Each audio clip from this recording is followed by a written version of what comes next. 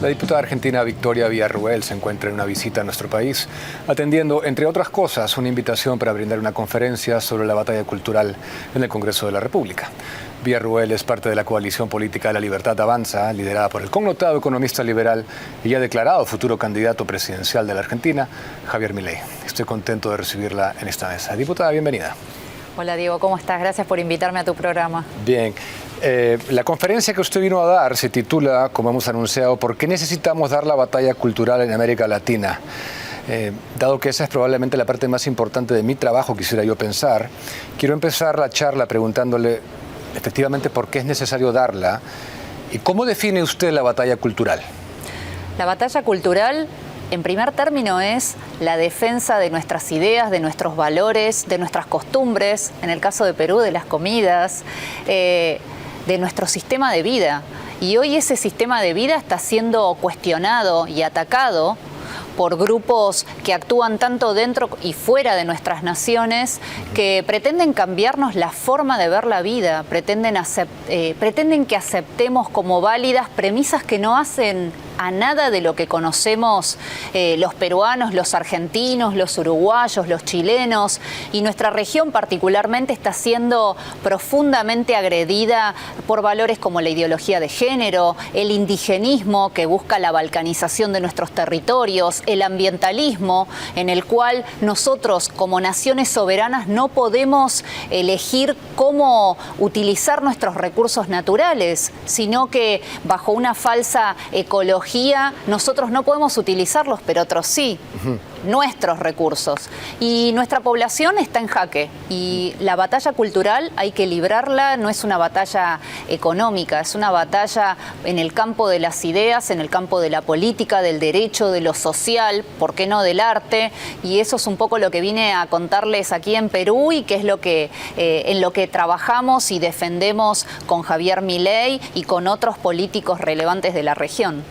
Mucha gente, cuando comenzábamos a hablar de esto, sobre todo los más jóvenes a quien yo siempre trato de dirigirme, decían que hablábamos de teorías de conspiración, cuando hablábamos de que la cultura era a través de lo cual se infiltraban estas ideologías, entonces era lo que se disputaba y a través de ello se les abría rienda suelta a las facciones más radicales. Pero el progresismo, eso me interesa mucho lo que usted acaba de mencionar, porque la causa cumbre, la causa más connotada del progresismo a nivel mundial es el ambientalismo, que nos culpa básicamente de todo, busca restringir nuestras libertades, pero muchas cosas de las que nos advirtieron no se han cumplido. Yo soy una persona profundamente respetuosa de la preservación de la flora, de la fauna, pero también creo que no podemos hablar de flora y fauna si tenemos a nuestros pueblos viviendo en la más absoluta miseria. Si nuestros recursos naturales, que en el caso de Perú y de la República Argentina son profusos, son ricos, o sea, nuestras naciones son naciones ricas, no podemos elegir cómo explotarlos. Por supuesto, pensando en las nuevas generaciones, pero teniendo presente que son nuestros recursos naturales y son nuestras riquezas y somos nosotros, los nacionales de la nación que sea, los que debemos elegir cómo son explotados y no otros países u otros intereses. Y un poco el ambientalismo está planteando eso, que bajo la ecología nosotros preservemos amplias zonas del mar, amplias zonas de tierra. Y mientras tanto tenemos, en el caso de la República Argentina, más del 40% de nuestra población en línea de pobreza. Entonces es inmoral hablar de soluciones finlandesas, de soluciones escandinavas para países que no pueden darle un plato de comida a su población todas las noches. Sí. Una de sus más recientes intervenciones en la Cámara de Diputados argentina me llamó muchísimo la atención y yo quería compartir con el público ese momento y después obtener su reacción para formularle la siguiente pregunta. Vamos con ese bye, por favor. ¿De qué justicia social están hablando si ustedes son los responsables del descalabro que vive este país, de la miseria que vive el pueblo argentino? Por eso, señores, menos indigenismo, menos lenguaje inclusivo, menos adoctrinamiento de izquierda, menos ideología de género, más dignidad para nuestros ancianos y jubilados. Muchas gracias. Es evidente que, al igual que en Argentina, aquí y en otros territorios estamos en una batalla efectivamente contra la agenda comunista internacional y el socialismo. Pero ¿cuánta responsabilidad atribuye usted al progresismo? La responsabilidad es completa. La izquierda, no solo la izquierda castrochavista, sino la socialdemocracia son responsables de que países ricos vivan en la miseria, de que nuestras naciones no tengan progreso, de que nuestros derechos humanos cada vez se restrinjan más, que la libertad empiece a ser una utopía, que la libertad de expresión no esté garantizada para todos. En definitiva, la izquierda es responsable de un sistema de ideas que solo ha traído pobreza a nuestra región. Ahora, nosotros también tenemos que hacernos responsables. Los que pensamos distinto, los que queremos naciones soberanas, los que queremos justicia, los que queremos verdad, una política de defensa seria, que haya educación y salud en nuestras naciones y que cualquiera que quiera tener un proyecto de vida en nuestros países pueda llevarlo con dignidad y pueda darle de comer a sus hijos todos los días, también tenemos que luchar. Y eso es lo que hacemos con Javier Milei, eso es lo que hacemos con la Libertad Avanza y eso es lo que vengo a plantearle a los peruanos. Hay que luchar, los que pensamos distinto, no podemos seguir indiferentes a lo que está ocurriendo. Hablando de Milei, usted es parte de la coalición La Libertad Avanza, que lidera. Usted fue la número 2 en la lista, él fue el número 1. Esta coalición es una unión entre liberales y conservadores, ¿verdad? Así es. O sea, usted es conservadora. Sí. Y eso... Igualmente te tengo que decir algo, Diego. Si quisiera que me definieran, lo único que querría que se recuerde de Victoria Villarruel es que fui patriota. Nada más. No me interesan las categorizaciones, no me interesan las carátulas. Lo único que me interesa es que amo profundamente a mi país y por ende estoy muy de acuerdo con que los demás amen sus países y los defiendan y los protejan. Y creo que tenemos que luchar todos. Y este movimiento en el que confluyen personas de diferentes ideologías o diferentes matices, lo que busca es eso, que nuestras naciones vuelvan a tener el sitial de honor que merecen. Pero me parece, digamos, desde un punto de vista del estudio de la ciencia política, fascinante esta coalición en el sentido de que hay mucha gente, incluso liberales y conservadores, que se consideran tan enemigos entre sí que dicen que es imposible unirse para derrotar un enemigo comunismo. Hay quienes consideran que son tan enemigos el uno del otro como el comunismo lo es de nosotros. Yo te pregunto, Diego, ¿realmente alguien piensa en forma tan pura en el siglo XXI? ¿Realmente hay una persona que se defina netamente como liberal o netamente conservadora? No, hoy confluimos. Hoy tenemos que acercar las posiciones.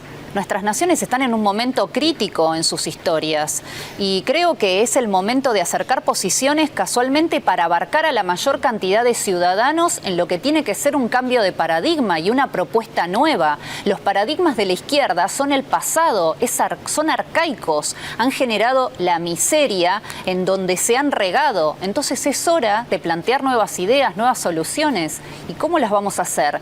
¿Planteándonos cada uno en su fuerte ideológico? No, tendiéndole la mano al similar, al que está cerca, para que tratemos de armar un puente y pasar. Sí, pero me parece fascinante, como decía, que se demuestre que es posible esa unión, porque el sector más progresista socialmente del movimiento liberal a nivel internacional nos decía que no era posible tener a liberales que defiendan la vida. Y Javier Milei es uno de ellos. Así es. Así es, nuestras premisas son la defensa de la vida, de la libertad y de la propiedad. Javier es libertario, yo soy conservadora, los dos queremos una nación que sea libre y soberana. Estamos de acuerdo en lo básico, estamos de acuerdo en los valores básicos para cualquier ser humano. Sin vida no hay ningún tipo de otro derecho, así que ¿cómo no vamos a acercar posiciones? Sí. Ahora, en una de las últimas votaciones también me llamó la atención que Javier Milei y usted fueron los únicos dos de toda la Cámara Baja que votaron en contra del proyecto de ley que buscaba digitalizar las historias clínicas. ¿Por qué se opusieron a esto? Bueno, el tema de las historias clínicas implica que cada paciente tiene su historia clínica con información a la cual puede acceder no solamente el sanatorio o la clínica, sino que esas historias clínicas tiene acceso el Estado, un Estado que ha sido hackeado en su ciberseguridad en varias oportunidades. Como abogada de derechos humanos, a mí me interesa particularmente el derecho a la privacidad y me interesa que información tan vital como la de las historias clínicas, que es personalísima, no esté al acceso de cualquier funcionario corrupto, cualquier funcionario impune, cualquier funcionario que ha integrado organizaciones armadas que cometieron actos de terrorismo. Creo que esa es información exclusiva del ciudadano y por esa razón, en defensa del derecho a la intimidad y en defensa del derecho de cada ciudadano que su información sensible no sea pública si es hackeada, es que votamos en contra. Puede parecer una medida antipática o puede parecer una medida incluso que atenta contra la modernidad, pero si en Argentina no tenemos realmente asegurada la ciberseguridad, no puedo confiar en un Estado que no me va a dar la certeza de que mi información privada luego no va a ser usada públicamente o no va a ser usada para que yo no pueda acceder a determinados derechos. ¿En qué ha fallado, considera usted, la derecha en Latinoamérica? ¿Cuál es el mea culpa que se hace desde ese sector? Veo dos posibles respuestas a tu pregunta. La primera es que no se ha implicado. Ha elegido no librar ningún tipo de batalla. Ha elegido mirar desde afuera todo lo que estaba ocurriendo en el quehacer político. Y segundo, ha planteado una batalla exclusivamente económica y no ha querido pelear en el campo de los derechos humanos, en el campo de lo social. Nuestros países son países, mal que nos pese, que están en Latinoamérica, en el tercer mundo. Yo estoy orgullosísima de ser argentina y estimo que vos también de ser peruano, pero la realidad es que no estamos en el medio del primer mundo.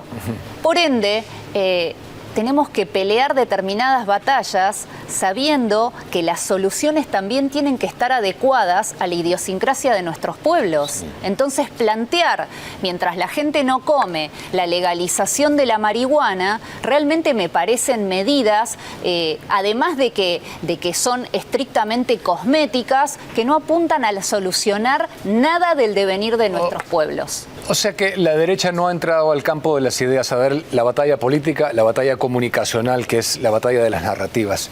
Exacto. Y yo quiero preguntarle por el gobierno actual de Alberto Fernández, porque Argentina era un ejemplo de que se podía erradicar el analfabetismo. A comienzos del siglo XX era un país comparable a Suecia, casi en el primer mundo, básicamente en el primer mundo, y uno del presidente de la nación en este momento escucha declaraciones que son, solamente las puedo comparar con las de un Pedro Castillo, un Gustavo Petro, gente de una ignorancia absoluta, en las cuales celebra que los maestros, por ejemplo, no hayan superado el umbral mínimo de tributación, por ende que estén en el nivel más bajo porque no tienen que tributar. ¿Cuál es el análisis que usted hace? Desgraciadamente la política en las últimas décadas, particularmente en la República Argentina, ha caído en uno de los niveles más bajos de representatividad. O sea, quienes llegan a la función pública no son lo mejor de la sociedad argentina. Quienes están peleando en la arena política no son aquellos que están pensando en el bien común. Están pensando única y estrictamente en su beneficio. Por esa razón, dos ciudadanos comunes como Javier Milei y yo, en nuestra primera incursión política, terminamos representando un montón de ciudadanos silenciados. ¿Por qué? Porque la clase política no los representa. Porque la clase política está nada más preocupada en perpetuarse en el poder, en alternarse en el poder, en sostener determinadas ideas que incluso son foráneas, como la ideología de género o como el indigenismo, y no en plantear la solución de que el pueblo argentino viva con dignidad y que pueda tener un futuro en donde nació. Y seguir haciendo activismo político con el dinero de todos nosotros. Por supuesto. Y empernándose en los puestos con el dinero del pueblo. La pregunta final me ha dado el pase perfecto para hacérsela. En un minuto, diputada, usted es básicamente, políticamente hablando al menos, de las personas, si no la persona más cercana a Javier Milei. Objetivamente, dejando de lado la emoción, objetivamente, ¿considera que Javier Milei puede ser el próximo presidente? Sí, por supuesto. Es un momento histórico para la República Argentina. Es un ciudadano que no estuvo antes en política, que desde el primer minuto dijo, vengo a decir lo inconveniente. Si pierdo, me retiro de la política y seguiré mi vida. Y yo en eso lo voy a acompañar apoyando a quien decide poner toda su inteligencia, sus fuerzas y su tiempo para cambiar la Argentina. ¿Y qué le dice a la gente que ve con recelo, por ejemplo, las propuestas más extremas, como la de la anulación del Banco Central de Reserva? Hasta ahora no nos fue muy bien con las propuestas comunes, ni nos fue bien con el estilo correcto de la mayoría de la clase política. Tal vez es hora de experimentar finalmente al que no tiene miedo a nada. Y Sí. en eso nosotros podemos dar cátedra. ¿Sigue donando su sueldo? Sí, él sí. Cumplió. Bien. Así es. Muchas por gracias, supuesto. diputada, por estar Gracias. esta noche. La mejor de las suertes en su lucha. Gracias. Gracias a ustedes por sintonizar. Como siempre, los dejo en compañía de Rey con Barba. Sigan con el bloque estelar de Willax.